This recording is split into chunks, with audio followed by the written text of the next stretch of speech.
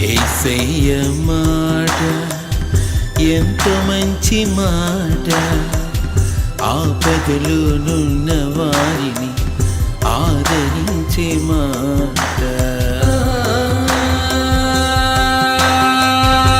యేసయ్య మాట ఎంత మంచి మాట.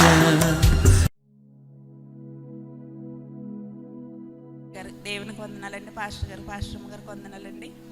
కూడి వచ్చిన సహోదరులకు అందరికీ వందనాలండి. మరి నవంబర్ నెల అంతా కూడా ఈయనకి నడుము నొప్పితో బాధపడ్డారండి. ఇంక పనులకు వెళ్ళలేని పరిస్థితి అండి, ఇంట్లోనే ఉండేవారండి. డిసెంబర్ నెల అయితే దశమ భాగం ఇచ్చుకోలేకపోయినా నేను చాలా బాధపడ్డానండి. ప్రార్థన చేసుకున్నానండి, తండ్రి మళ్ళీ నా భర్త గారికి స్వస్థతనివ్వి, పనులు చేసుకుని మళ్ళీ నీ సన్నిధిలో దశమ భాగం ఇచ్చుకునే కృపను దయచేయని ప్రార్థన చేసుకున్నానండి. అలాగే దేవుడు స్వస్థపరిచి ఎంతగానో ఆయనకు ఆరోగ్యం ఇచ్చి మళ్ళీ పనులు చేసుకోవడానికి మరి ఈ నెలలో నూతన సంవత్సరంలో మొదటి నెలలో దశమ భాగం ఇచ్చుకునే కృపని దేవుడు దయచేశారండి. ఈ సాక్ష్యాన్ని బట్టి దేవుడికే మహిమ కలుగును గాక. ఆమేన్. నవంబర్ నెలలో భర్త గారికి వచ్చినటువంటి నడుం బాధను బట్టి ఏ పని చేయలేకండి ఇంట్లోనే ఆయన ఉండేవారు కనుక ఆయన బయటికి వెళ్తే ఏదైనా రాబడి ఉంటుంది, బయటికి వెళ్ళే అవకాశం లేదు కనుక కనీసం కానుక కానీ దశమ భాగం కానీ తీసుకోలేనటువంటి పరిస్థితి.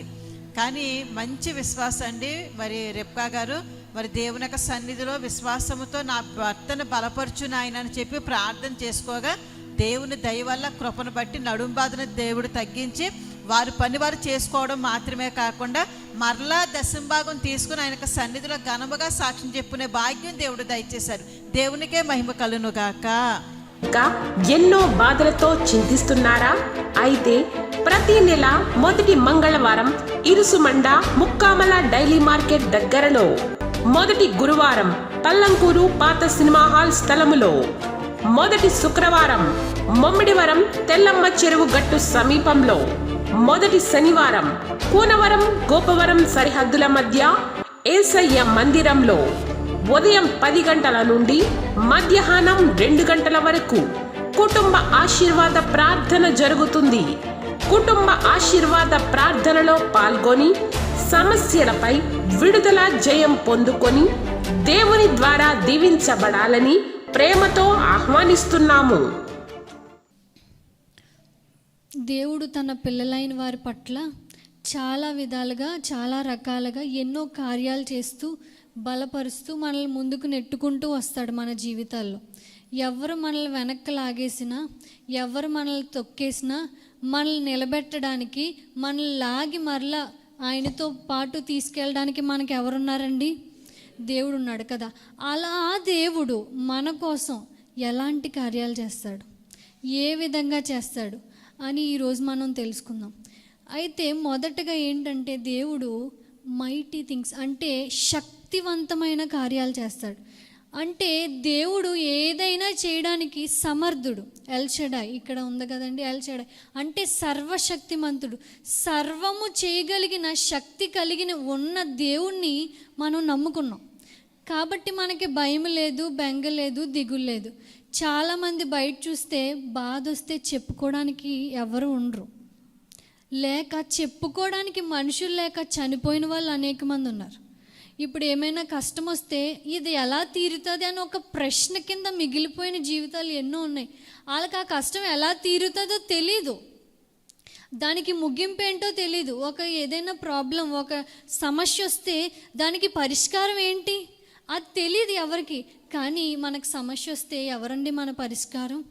దేవుడే. మనం ప్రార్థన చేస్తే వింటాడు దేవుడు, నా దేవుడు కార్యం చేస్తాడు అనే ఒక విశ్వాసం. అంత గొప్ప దేవుణ్ణి మనం నమ్ముకున్నాం కదా. ఆ గొప్ప దేవుడు అంట శక్తివంతమైన కార్యాలు మన కోసం చేస్తాడంట. చూద్దామా? 1 రాజులు 17వ అధ్యాయం 2వ వచనం. 1 రాజులు 17వ అధ్యాయం.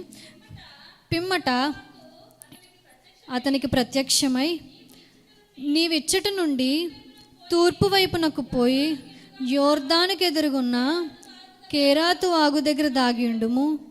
ఆ వాగు నీరు తాగుచు తెచ్చినట్లు ఆజ్ఞాపించి తిని అతను తెలియజేయగా, అతడు పోయి యెహోవా సెలవు చొప్పున యోర్దానుకు ఎదురుగా ఉన్న కేరీతు వాగు దగ్గర నివాసము చేసెను. అక్కడ కాకోలము ఉదయము రొట్టెను మాంసపును అస్తమయమందు రొట్టెను మాంసమును అతని యొద్దకు తీసుకొచ్చుచుండెను. అతడు వాగునీరు త్రాగుచూ వచ్చెను. చాలండి.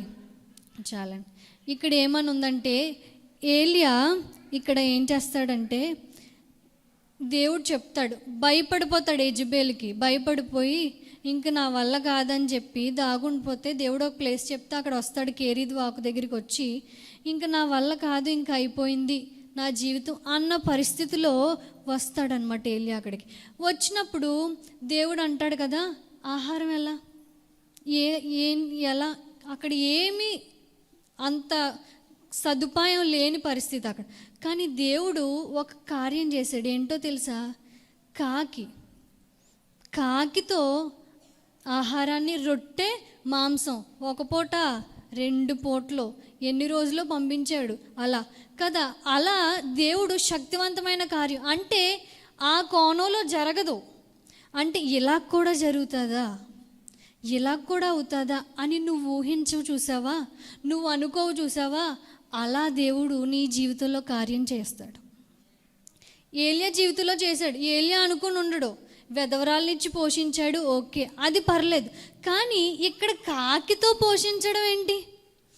అసలు కాకి ఏదైనా దొరికితే చాలు పట్టుకెళ్ళిపోదాం అని చూస్తుంది. ఏదైనా ఉంటే చాలు వెంటనే వచ్చి ఏదో ఒకలాది తినడానికి ట్రై చేస్తుంది. ఏదో ఒకలాది పెట్టే గుణం దానికి ఉండదు, కానీ ఉన్నాయి పట్టుకెళ్ళిపోయేది. కానీ అలాంటి కఠినత్వమైన కాకితో దేవుడు తినకుండా ఏలియాకి ఆహారం పంపడం ఎంత అద్భుతం. మనం విని అలవాటు అయిపోయింది, కానీ ఒక్కసారి ఆలోచిస్తే ఎంత అద్భుతం అంటే అది, ఎంత శక్తివంతమైన కార్యం. అలాంటి కాకితో దేవుడు ఆహారాన్ని పంపిన ఏలియాకి నీ జీవితంలో కాకుల్ని దేవుడు తొలగించలేడా? నీ జీవితంలో కాకుల్లా పొడుస్తున్న వాళ్ళని దేవుడు తీసివేయలేడా? ఆ మూతులు విరగొట్టలేడా? దేవుడు శక్తివంతమైన కార్యం నీ కోసం చేయగల సమర్థుడు. నువ్వు ఆయన నమ్మాలి. ఆయన నీ కోసం ఏదైనా చేయగల సమర్థుడు. ఒక ఆయన చెప్పారండి, ఏంటంటే మనం ప్రార్థిస్తేనంట దేవుడు ఏదైనా చేస్తాడంట.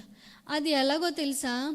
నీకు అది అవసరమైతే, నీకు అది కావాల్స్తే, నీకు ఇప్పుడే కావాలి, ఇప్పుడే అర్జెంటుగా నీకు కావాలని దేవుడు అనుకుంటే, నీకు అవసరమైతేనంట అది భూమి మీద లేకపోయినా సృష్టించి నీ దగ్గరికి తీసుకొచ్చి పెడతాడంట. అంత గొప్ప దేవుడు, అంత శక్తివంతంగా, అంత శక్తివంతమైన కార్యాలు నీ కోసం చేసే దేవుడు ఉన్నాడని అస్సలు మర్చిపోకు. చిన్న చిన్న వాటికి కృంగిపోకు, చిన్న చిన్న వాటికి భయపడిపోకు. కొన్నిసార్లు చాలా పెద్ద పెద్ద సమస్యలు తట్టుకుంటాయి గుండెలు, కానీ చిన్న మాట ఏమన్నా అంటే, చిన్న మాట ఏమన్నా గబాల్ని ఎవరైనా అంటే, అంత పెద్దవి తట్టుకున్న గుండె ఇలాంటి చిన్నవాటికి ఏమవుతుందండి, కొన్నిసార్లు తట్టుకోలేకపోతూ ఉంటాయి. కానీ జ్ఞాపకం చేసుకో, నీ దేవుడు శక్తిమంతుడు. నీ కోసం శక్తివంతమైన కార్యం చేయడానికి ఆయన నీ కోసం ఉన్నాడు. ఆయన నీతో చెప్తున్నాడు ఈరోజు, నువ్వు దేనికోసం దిగులు పడుతున్నావో, దేనికోసం బెంగెట్టేసుకుని రాత్రులు ఏడుస్తున్నావో, దేవుడు అంటున్నాడు, ఆ విషయమై నేను పని చేస్తున్నాను, ఆ విషయం మీదే నేను పని చేస్తూ ఉన్నాను నీ కోసం. నీ జీవితంలో ఒక కార్యం చేయాలని, నీ జీవితంలో కూడా నువ్వు ఆనందించే రోజులు నువ్వు చూడాలని, నీ జీవితంలో కూడా అందరూ నువ్వు అనుకుంటున్నావు అందరూ ఆనందంగా ఉన్నారు, నేను ఎప్పుడు ఆనందంగా ఉంటాను, అందరికీ అవుతున్నాయి, వాళ్ళ ప్రార్థనలు అయిపోతున్నాయి, వాళ్ళకి ప్రార్థనలు జవాబు వస్తున్నాయి, నాకే ఎందుకు రావట్లేదని కృంగిపోతున్నావేమో. దేవుడు అంటున్నాడు, నీ జీవితంలో ఒక శక్తివంతమైన కార్యం చేసి నిన్ను తృప్తిపరచబోతున్నాడు. ఎవరైతే కాకులు నీ జీవితంలో ఉన్నాయో వాటన్నిటిని వెలివేసి ఆ కాకి మూతు ముడుచుకునేలా దేవుడు నిన్ను హెచ్చించబోతున్నానని దేవుడు నీతో చెప్తున్నాడు. మొదటిగా ఏంటంటే, దేవుడు మన కోసం శక్తివంతమైన కార్యము చేస్తాడు. ఇంకోటి ఏంటో తెలుసా? మనతో శక్తివంతమైన కార్యాలు చేయించుకుంటాడు. ఇందులోనే రెండోది, మనతో శక్తివంతమైన కార్యాలు చేయించుకుంటాడు. 1 రాజులు 18వ అధ్యాయం 35వ వచనం.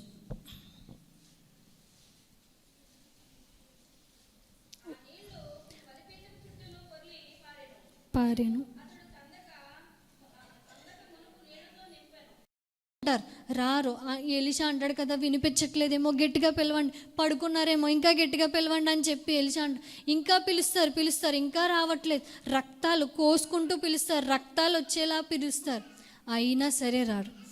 కానీ దేవుడు నమ్ముకున్న దైవజనుడు ప్రవక్త అయిన ఏలియా ప్రార్థన చేయడం మొదలు పెడతాడండి.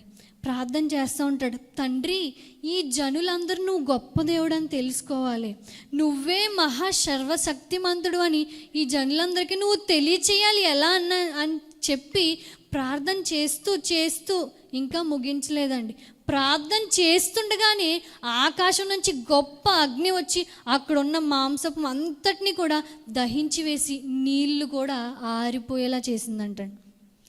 ఎంత శక్తివంతమైన కార్యం అంటే దేవుడు నీ జీవితంలో చేస్తాడు, నీ ద్వారా కూడా శక్తివంతమైన కార్యాలు చేయించుకుంటాడు. ఆయన కావాలితే నిన్ను వాడుకుంటాడు, నీ ద్వారా శక్తివంతమైన కార్యాలు చేయించుకుంటాడు. ఎలాగో చెప్పనా, నువ్వు నిన్ను నిలబెట్టుకుని దేవుడు ఉన్నాడు, దేవుడు ఉన్నాడు అని నిన్ను నిలబెట్టుకుని సాక్షిగా ఆయన నిన్ను నీ ద్వారా ఆయనకి మహిమొచ్చేలా నిన్ను వాడుకుంటాడు. ఏలియాను వాడుకోలేదా? నిజమైన దేవుడు యెహోవాయే అని ఏలియా అక్కడ అందరి ముందు ఏం చేశాడు? నిరూపించాడు. అలాగే నువ్వు కూడా ఏలియాలా నిరూపించేలా దేవుడు నిన్ను వాడుకుంటాడు, నీతో కూడా శక్తివంతమైన కార్యాలు చేస్తాడు. ఎలాగో చెప్పనా, నువ్వు ప్రార్థిస్తుండగా ఆయన జవాబిస్తాడు. అమ్మో, ప్రార్థనలు ఆలకిస్తున్నాడు దేవుడు, వీళ్ళు ఏ ప్రార్థన చేసినా ఆలకిస్తున్నాడు, వీళ్ళ దేవుడు కార్యం చేస్తున్నాడు. వీళ్ళకి ఇల్లు లేదే, ప్రార్థించారు, వీళ్ళు ఇల్లు కట్టుకున్నారు. మన ద్వారా శక్తివంతమైన కార్యాలు చేయించుకోలేదా? ముందంతా ఎన్ని కార్యాలు చేయించుకున్నాడు దేవుడు కదా. వీళ్ళకి అది లేదే ఇది లేదే, కానీ దేవుడు వీళ్ళని ఎంత అంటడిగిపోయిన స్థాయి నుండి ఎంత ఉన్నత స్థానంలోకి దేవుడు వీరిని నిలబెట్టాడు అని దేవుడు నీ ద్వారా శక్తివంతమైన కార్యాలు లోకము జనులు చూసేలాగా నీ ద్వారా నిరూపించుకుంటాడు ఆయన గొప్పతనాన్ని. ఆయన శక్తిని నీలో నుండి బయలు వెళ్ళేలా చేస్తూ ఉంటాడు కదండి. సేవకులు వాక్యం చెప్తుండగా, ప్రార్థన చేస్తుండగా ప్రార్థనలు జరుగుతూ ఉంటాయి, శక్తివంతమైన కార్యాలు జరుగుతూ ఉంటాయి. ఎందుకు?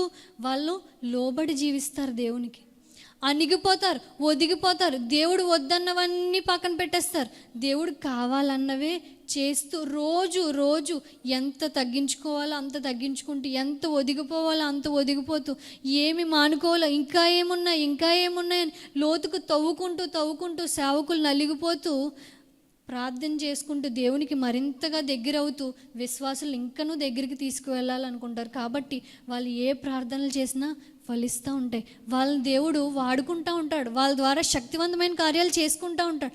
మీ ద్వారా కూడా జరిగిస్తాడు. నువ్వు కూడా దేవుడి కోసం వాడబడవచ్చు, ఆయన కోసం ఒక పనిముట్టుగా నువ్వు కూడా వాడబడాలని ఉందండి. ఎంతమందికి ఉందండి? దేవుడు మీ అందరినీ వాడుకుంటాడు.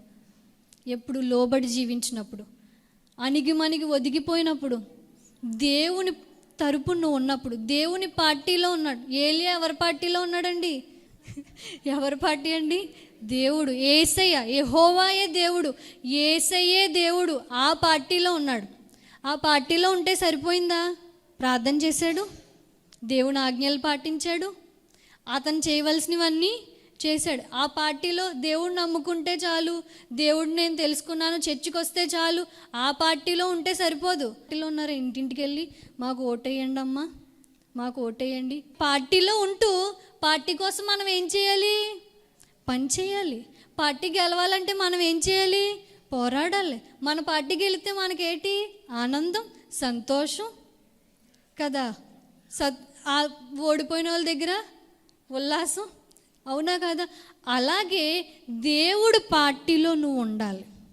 ఉంటే సరిపోదు, ప్రార్థన చేయాలి, బైబిల్ చదవాలి, ఆయన చేయమన్నవన్నీ చెయ్యాలి. ఎలా అయితే అధికారులు చేయమన్నవి పార్టీ వాళ్ళు చేస్తారో, అలాగే దేవుడు చేయమన్న ప్రతి ఆజ్ఞ, పాటించవలసిన ప్రతి జాగ్రత్త ఏదైతే దేవుడు నీతో చెప్పాడో, చాలాసార్లు దేవుడు మాట్లాడుతూ ఉంటాడు అందరితో. నువ్వు అది విడిచిపెట్టాలి, నువ్వు ఇలా చేయకూడదు, నువ్వు అలా చేయకూడదు అని అంటూ ఉంటాడు. ఓకే, విడిచిపెట్టేస్తాను అని చెప్పి ఎక్కడా వాక్యం వదిలేసి ఇంటికి వెళ్ళిపోతారు. ఇక్కడే విడిచిపెట్టేస్తారు. దాన్ని విడిచిపెట్టరు కానీ, ఆ గుణాన్ని విడిచిపెట్టరు కానీ, ఆ గుణాన్ని మానుకో అని చెప్పిన వాక్యాన్ని మాత్రం వెంటనే విడిచిపెట్టి ఇంటికి వెళ్ళిపోతూ ఉంటారు. కానీ దేవుడు అంటున్నాడు ఈరోజు, నువ్వు నా పార్టీలో ఉండడమే కాదు, నా పార్టీకి తగ్గట్టు బ్రతికితే నేను నిన్ను వాడుకుంటాను, నీ కోసం శక్తివంతమైన కార్యాలు చేస్తాను, నీతో కూడా నేను చేయించుకుంటాను అని దేవుడు మాట్లాడుతున్నాడండి. ఆ తర్వాత మొదటిది ఏం చెప్పానండి నేను?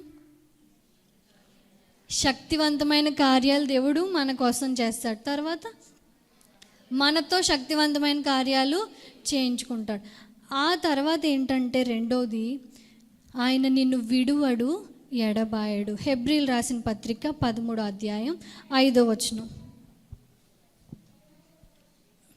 హెబ్రీ 13:5, ధనాపేక్ష గలవారై మీకు కలిగిన వాటితో తృప్తి పొంది ఉండుడి, నిన్ను ఏమాత్రం విడువను, నిన్ను ఎన్నడూ ఎడబాయనని ఆయనే చెప్పాను కదా.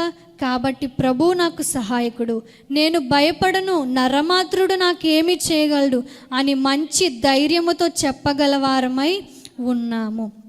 ఇక్కడ నిన్ను విడువడు, ఎడబాయడు. ఇంగ్లీష్లో ఏమని ఉంటుందంటే never leave or forsakes you. అంటే లీవ్ అంటే విడిచిపెట్టడు, మరిచిపోడు అని అర్థం. లీవ్ అంటే విడిచిపెట్టడు, మర్చిపోడు. అంటే కొన్నిసార్లు మన జీవిత ప్రయాణంలో ఏమనిపిస్తుందంటే దేవుడు నన్ను విడిచిపెట్టేసాడేమో. గాఢాంధకారపు లోయల్లో కొన్నిసార్లు వెళ్ళిపోతూ ఉంటాయి జీవితాలు. సడన్గా బాగుంటాయి, సడన్గా అందరూ బాగానే ఉంటుంది, ఆ రాత్రంతా బాగానే ఉంటుంది, పొద్దున్న అయ్యేసరికి ఏదో తెలియలేని గలిబిలు అయిపోతూ ఉంటారు. కొంతమందికి సమస్యలు లేకపోయినా సతమతం అయిపోతూ ఉంటాయి మనసులో. కొన్నిసార్లు ఒంటరిగా అందరూ ఉంటారు, చుట్టాలు ఉంటారు, బంధువులు ఉంటారు, పోనీ వాళ్ళందరూ లేకపోయినా ఇంట్లో వాళ్ళు ఉంటారు, భార్య ఉంటుంది, భర్త ఉంటుంది, పిల్లలు ఉంటారు, అందరూ ఉంటారు, స్నేహితులు ఉంటారు. వాళ్ళు ఉన్నంతసేపు బాగుంటుంది, వాళ్ళు వెళ్ళిపోయిన వెంటనే ఒంటరి అయిపోతాం. వాళ్ళు ఉన్నంతసేపు కొంచెం ధైర్యంగా ఉన్నట్టు ఉంటుంది, కానీ ఒంటరి అయిపోతాం. కానీ వాళ్ళు ఉన్నంతసేపు ధైర్యం మనసులో ఉండదు, బయట అంతే. మనసులో అదే గుర్తొస్తూ ఉంటుంది. కానీ దేవుడు అంటున్నాడు కదా, ఎవరు నిన్ను వదిలేసినా నేను నిన్ను వదలలేదు, నేను నిన్ను విడిచిపెట్టలేదు. నువ్వు గాఢాంధకారపు లోయలో సంచరించినను ఏ అపాయం నాకు భయపడలేదంట దావీదు. ఎందుకంటే నీవు నాకు తోడై ఉన్నావు. అసలు దేవుడు నిన్ను మర్చిపోతాడని నువ్వు ఎలా అనుకుంటున్నావు? దేవుడు నిన్ను విడిచిపెట్టేస్తాడని నువ్వు ఎలా అనుకుంటావు? అసలు దేవుడికి అంత మతిమరుపు ఉంటుందండి? అసలు దేవుడికి ఎక్కడైనా మర్చిపోతాడండి దేవుడు? మనం మర్చిపోతాం, కానీ మనమే ఆయన్ని మర్చిపోతాం. అవునా కదా?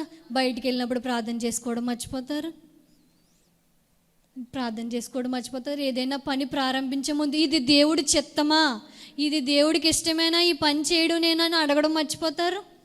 ఏదైనా మేలు పొందితే దేవునికి వెంటనే కృతజ్ఞతలు చెప్పడం మర్చిపోతారు. పిల్లలకి దేవుని వాక్యాన్ని బోధించడం మర్చిపోతారు. తల్లిగా ఎలా నడుచుకోవాలో మర్చిపోతూ ఉంటారు. కుటుంబాన్ని ఎలా చక్కబెట్టుకోవాలి, దేవుని రీతిగా ఎలా చూసుకోవాలని మర్చిపోతూ, వాళ్ళు చేయవలసినవి అన్నీ మర్చిపోతూ దేవుడు నన్ను మర్చిపోయాడు, దేవుడు నన్ను విడిచిపెట్టేశాడు, దేవుడు నన్ను వదిలేసాడేమో అన్న ఒక భ్రమలో ఉంటాడు. కానీ దేవుడు ఏమన్నా, తల్లి నిన్ను మరిచిన నేను నిన్ను మరువను. పుట్టిన తల్లి అయినా తన బిడ్డను మర్చిపోయి వదిలేస్తుందేమో, కానీ నేను నిన్ను మర్చిపోతానని నువ్వు ఎలా అనుకుంటున్నావు? నిన్ను చేసుకున్నది, నిన్ను ఎంత రూపుదిద్దుకున్నది, ఎంత వయసు వచ్చేదాకా నిన్ను పెంచుకున్నది మర్చిపోవడానికా? నీ ప్రార్థనకి జవాబు నువ్వు రావట్లేదు, నువ్వు పొందుకోవట్లేదు అని చెప్పి దేవుడు నిన్ను మర్చిపోయాడు అనడానికి నువ్వు వీల్లేదు. దేవుడు అందుకే అంటున్నాడు ఈరోజు నీతో, నేను నిన్ను మర్చిపోలేదు, నేను నిన్ను వదిలివేయలేదు, నేను నీతోనే ఉన్నాను, నీతోనే నీ ప్రక్కనే ఉంటాను నేను ఎప్పుడు కూడా, నువ్వే నన్ను పట్టించుకో.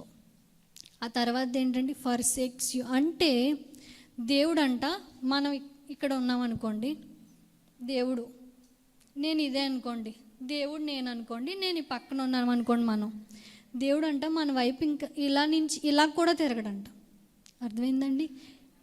నా ఎదురుగా ఇదే అనుకోండి, మనల్ని అలా చూస్తూ ఉంటాడంట. అంటే ఫర్సేక్స్ యూ అంటే మన వైపు నుంచి టర్న్ ఇలా తిరగడంట. మన కళ్ళు కూడా తిప్పనంట మన వైపు నుంచి. అంత కంటికి రెప్పలా కాపాడుకుంటూ వస్తున్నాడు దేవుడు, అంత కంటికి రెప్పలా కాపాడుకుంటూ వస్తున్నాడు దేవుడు.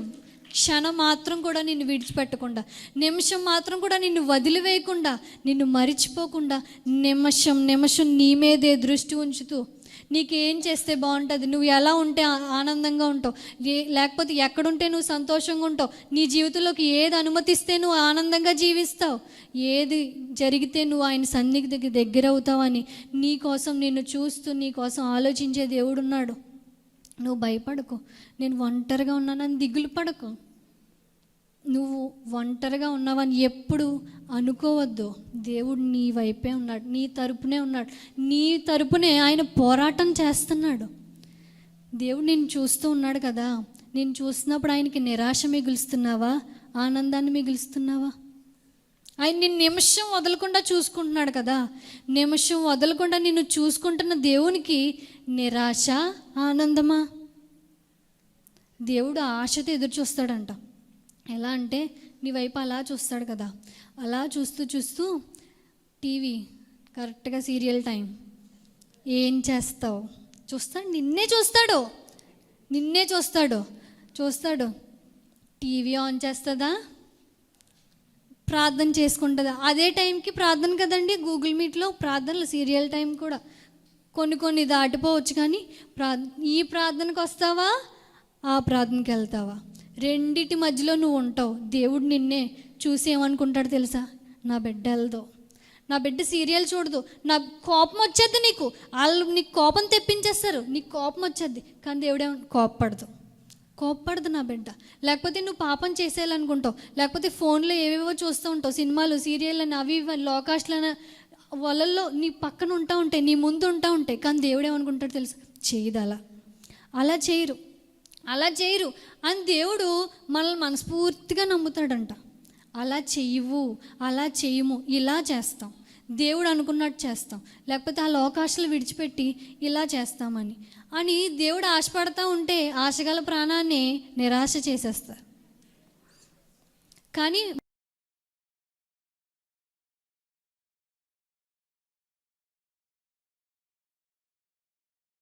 మహాగణుడా, మహోన్నతుడా, నీకు వందనాలు, స్తుతులు, స్తోత్రాలు ప్రభువా. దేవా, నువ్వు మాతో మాట్లాడేవయ్యా, మాకు మీ స్వరం వినిపించావు, సూటిగా స్పష్టంగా మాతో మాట్లాడారయ్యా.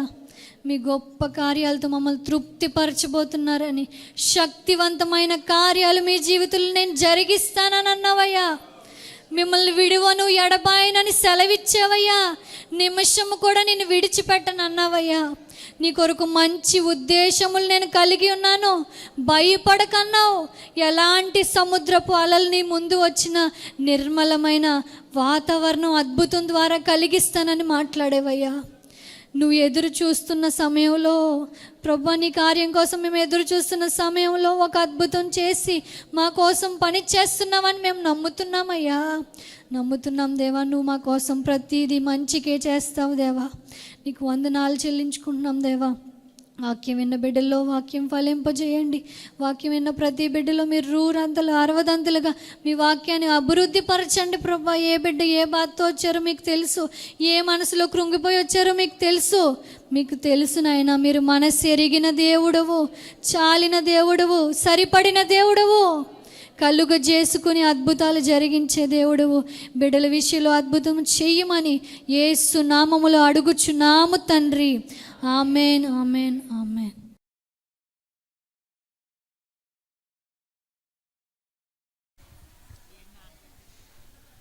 మా నాన్నగారిని అండి హాస్పిటల్లో పెట్టారండి. క్యాన్సర్ నివర్లో పోనీయండి, కిడ్నీలు పోనీయండి, ఇంటికి తీసుకోమన్నారు. ఇప్పుడైతే ఎంత బాగా, అయితే చాలా బాగుందండి. ఇంటికి తీసుకొచ్చేసామండి, మంచి ఆరోగ్యంగా ఉన్నారు, భోజనం కూడా చేస్తున్నారండి, నడుస్తున్నారండి. ఈ గొప్ప సాక్ష్యం దేవుడి తీసిచ్చింది. వీళ్ళ నాన్నగారికి క్యాన్సరు, లివర్ పాడైపోయింది, కిడ్నీలు బాగాలేదు, ఇంటికి తీసుకెళ్ళిపోమన్నారంటండి. ఇంకా బ్రతకడు అని చెప్పి మరి డాక్టర్ గారు చెప్పినప్పుడు ఈ తల్లిగారు చాలా వేదనతో, చాలా దుఃఖముతో దేవుని యొక్క సన్నిధిలో ప్రార్థన చేసుకుని, నాన్న నా యొక్క తండ్రిని బ్రతికించినట్లయితే నీ సన్నిధిలో సాక్ష్యం చెప్పుకుంటాను తండ్రి అని చెప్పి ప్రార్థన చేసుకోగా, మరి ఒంట్లో ఉన్న అవయవాలన్నీ పాడైపోయినప్పటికీ నేటికి సజీవంగా ఉండి ఆరోగ్యంగా ఉండి ఆహారం తీసుకోవడానికి ఆరోగ్యాన్ని దేవుడు దయచేశారు. సమస్త ఘనత దేవునికే కలుగునుగాక. ఆమేన్.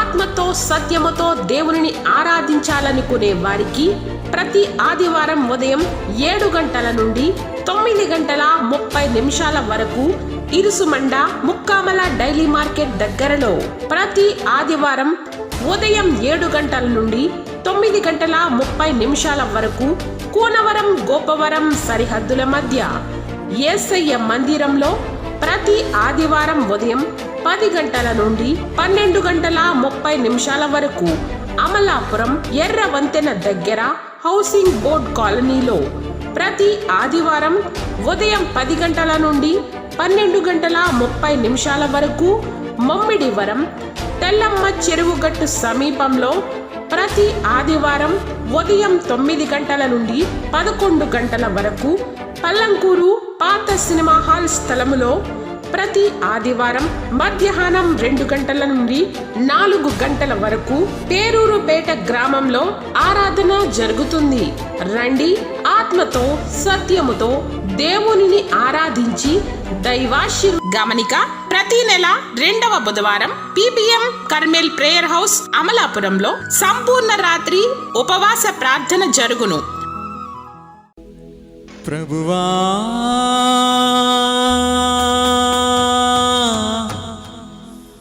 నా దేవా,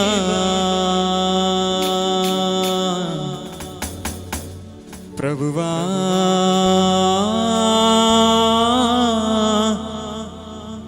నా దేవా.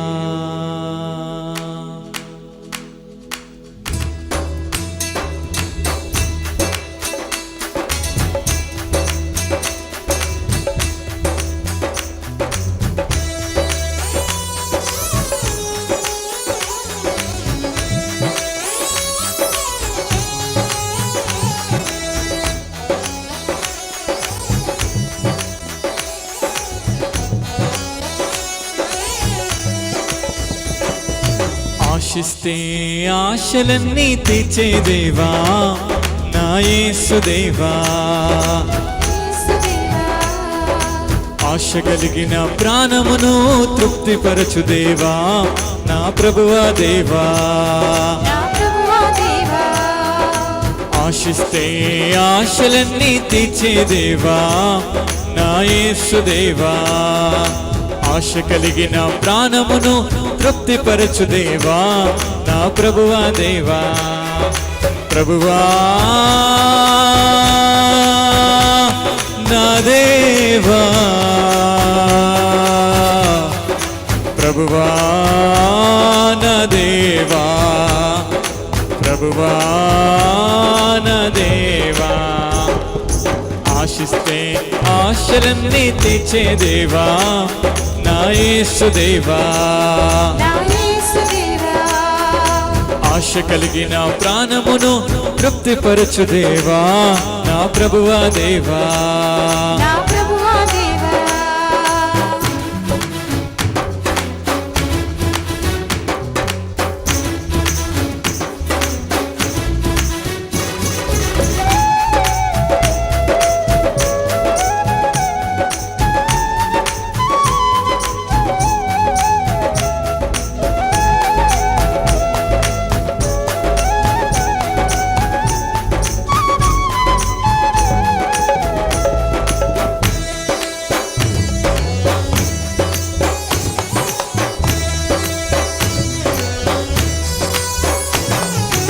ఇస్సాకు ఆశను ఎరిగిన దేవా, రిబ్కా గర్భాన్ని తెరిచిన ప్రభువా.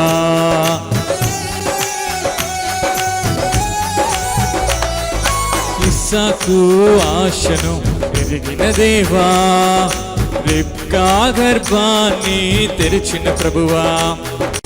యాకోబు ఆశను ఎరిగిన దేవా, యాకోబు ఆశను ఎరిగిన దేవా, ఇశ్రాయేలుగా మార్చిన ప్రభువా దేవా, ఇశ్రాయేలుగా మార్చిన ప్రభువా. ప్రభువా నా దేవా, ప్రభువా నా దేవా, ప్రభువా నా ఆశిస్తే ఆశలన్నీ తీర్చే దేవా నా యేసు దేవా ఆశగల ప్రాణమును తృప్తిపరచు దేవా